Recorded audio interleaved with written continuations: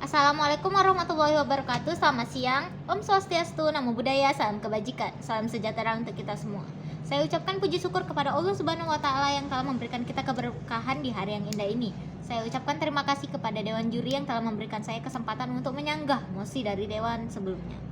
Perkenalkan, nama saya adalah Tisbah Kiadrin. Saya adalah perwakilan LDBI dari SMA Negeri 6 Medan, Sumatera Utara. Nah, dengan terkait mosi yang telah diucapkan oleh dewan sebelumnya, yaitu tentang orang tua yang harus memaksimalkan potensi seni anaknya. Baiklah, akan berlanjut kepada argumen sanggahan saya untuk argumen pertama dari dewan sebelumnya, yaitu menurut saya tidak semua di zaman sekarang itu perlu seni. Kenapa? Karena anak-anak juga mempunyai mimpi atau bakat lain di bidang lain. Seperti misalnya dia dahulu suka bermain dokter-dokteran, mungkin saja saat besar dia akan menjadi seorang dokter. Atau kalau misalnya saat besar dia melakukan pekerjaan yang tidak dia sukai, namun ketika itu menjadi sebuah kewajiban bagi dia akan melakukannya secara berulang-ulang. Nah, nanti dia akan menjadi nyaman dan juga menjadi terbiasa dengan hal tersebut.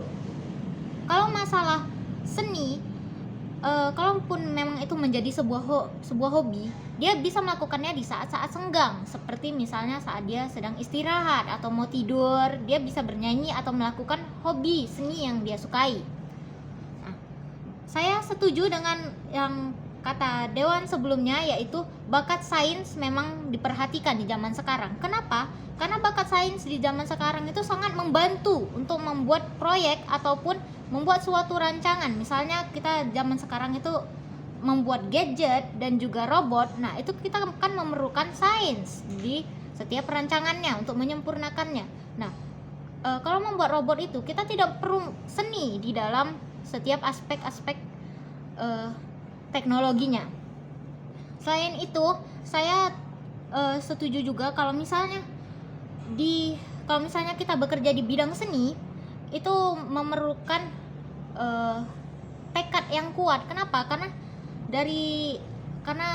beberapa aspek yang akan dia lalui akan membuatnya jenuh, ataupun juga belum lagi gajinya yang kecil, ataupun juga orang-orang yang di dekatnya merasa kalau sebuah seni itu tidak perlu diperhatikan, akan membuat mentalnya juga akan sedikit terganggu. Nah, saya tidak setuju bahwa PNS di zaman sekarang itu tidak sebagus yang dulu. Kenapa? Karena berkaitan dengan PNS itu merupakan dari pemerintah. Nah, jadi PNS itu tunjangan dan semua kebutuhannya dipenuhi oleh pemerintah. Belum lagi nanti dia bebas dari PHK. Kenapa? Karena setiap aspek kebutuhan di zaman sekarang itu memerlukan PNS untuk mengatur semua kebutuhannya. Beralih lagi, menurut data dari BKN, Badan Kepegawaian Nasional, di tahun 2021 ada sejumlah 3.995.634 orang yang menjadi PNS. Jumlah yang banyak tentunya, belum lagi yang sebelumnya tidak keterima di PNS itu. Berarti kan banyak peminat yang ingin menjadi PNS. Beralih lagi, kalau untuk seni sebagai hiburan, menurut saya seni itu tidak terlalu dibutuhkan kalau untuk sekedar mencari hiburan. Kenapa? Kalau misalnya kita perlu hiburan saat kita sedang stres, itu kita bisa pergi ke jalan-jalan kemanapun, misalnya ke gunung ataupun jalan-jalan ke pantai. Atau kalau misalnya kita mau di rumah saja, kita bisa menonton TV, atau juga ada layanan dari App Store ataupun Google Play Store itu menyediakan game sebagai hiburan. Nah, kalaupun masalah dari orang tua, tentunya orang tua ingin yang terbaik untuk anaknya.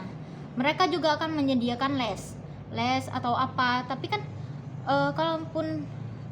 Tapi untuk menjamin keberlangsungan hidup anaknya, mereka pasti akan memilih yang terbaik. Tidak mungkin mereka akan menjerumuskan anaknya kepada yang buruk.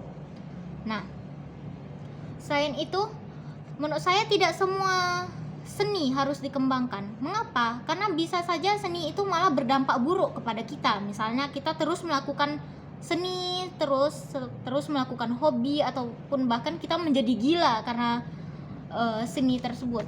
Misalnya saja belum lagi tekanan jenuhnya seperti artis Nunung ataupun Ardita Pramono ataupun Noval Sumadra yang malah memakai narkoba sebagai jalan pintas agar dia bisa tetap bahagia dari tekanan jenuh-jenuh yang telah dia hadapi. Beralih kepada sanggahan saya di argumentasi kedua dari dewan sebelumnya, bahwa dewan sebelumnya mengatakan bahwa orang miskin itu bisa bahagia walaupun dia gagal di seninya. Menurut saya itu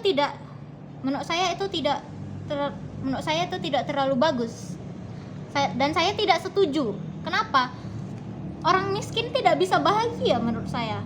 Kenapa? Karena setiap kebutuhan atau setiap apa yang dia mau itu tidak akan tercukupi. Bagaimana dia bisa tersenyum dan sambil melihat bahwa beras yang dia punya saja tidak ada? Bagaimana dia bisa tersenyum saat dia kelaparan?